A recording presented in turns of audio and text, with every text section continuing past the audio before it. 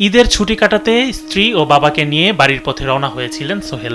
লক্ষ্য ছিল পরিবারের সাথে উৎসবের আনন্দ ভাগ করে নেওয়া, কিন্তু সেই আনন্দ নিমিষেই রূপ নিল বিষাদে।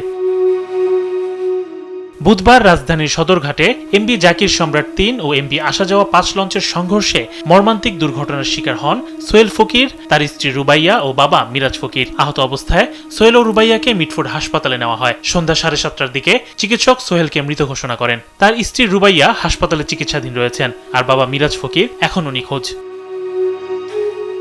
বৃহস্পতিবার সকালে সোহেলের মরদেহ মেহেদীগঞ্জের চাঁদপুরে আনা হয়। বাদ জোহর জানাজা শেষে পারিবারিক কবরস্থানে দাফন করা হয় তাকে। চোখের জলে সবাই তাকে বিদায় জানায়।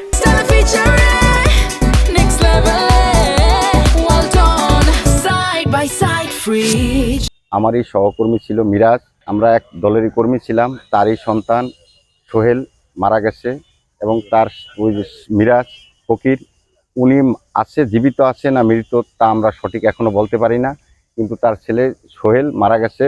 তার স্ত্রী হাসপাতালে অসুস্থ, একই জায়গায় অ্যাক্সিডেন্ট হয়েছে।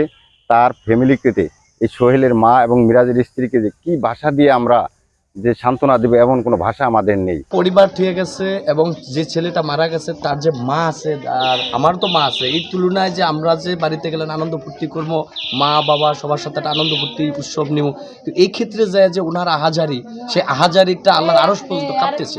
এখন এই মাকে যে সান্ত্বনাটা দেব, এটা দেওয়ার মতন আমাদের ভাষা খুঁজে পাইতেছে। আসলে বলে যে স্বপ্ন যাবে বাড়ি, লাশ হয়ে আসছে।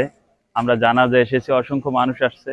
আসলে এই শোক সম্বরণ করার মতো আসলে পরিবার কিভাবে সহ্য করবে জানি না, তবে আল্লাহ পাক তাদেরকে সবরে জামিল দান করুক। এই দুর্ঘটনায় নিজের স্বামী ও একমাত্র সন্তানকে হারানো রাশিদা বেগমের আহাজারিতে ভারী হয়ে উঠেছে চারপাশ।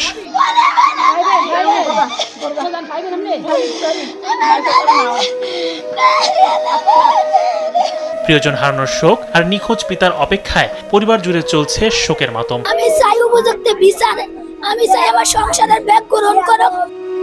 ইমাম শরীফ, কালবেলা।